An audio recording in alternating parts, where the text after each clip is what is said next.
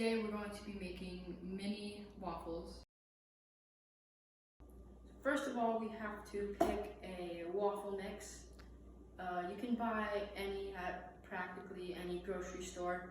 Today we're using the Hungry Jack Complete Buttermilk Waffle Mix. 2 measuring cups, a 1 cup and a 1/4 cup, a mixing bowl, and a whisk, a fork, and a cooling rack.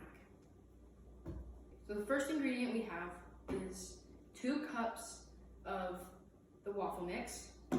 Next, we need 1/4 cup of water. Next, we need 1/4 cup of Crisco pure vegetable oil and 1 egg. You will also need a mini waffle maker. This one is a Dash mini waffle maker that you can buy on Amazon for $9.99. Let's get started. So first, we take the 2 cups of the waffle mix and pour it into our bowl. Second, we take the 1/4 cup of water and pour it into the bowl.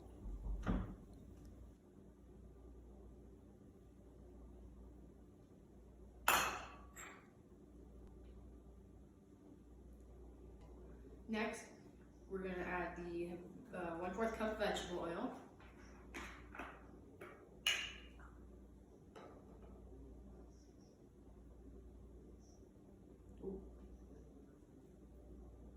Okay, and then last ingredient we need, the egg.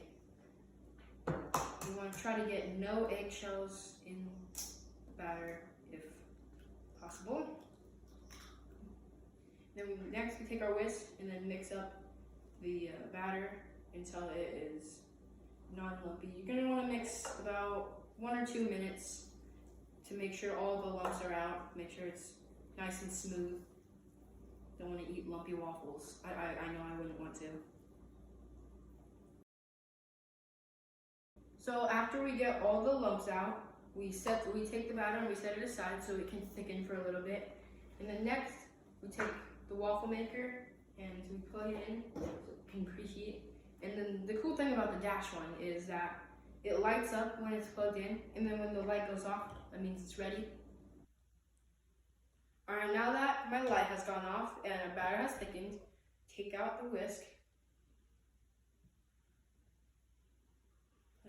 Then we carefully open up the waffle maker because you don't want to get cooked skin and miss out on the waffles you were about to make. And you pour in about half of the waffle maker. You fill it about halfway up with mix, and then you carefully close it. And then we wait about 1.5 minutes for the waffle to be fully done cooking.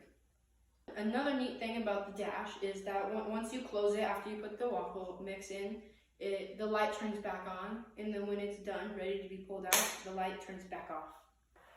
Now that our waffle is cooking, we need to move our tray closer to us so we can take the waffle and put it back on so we don't burn ourselves.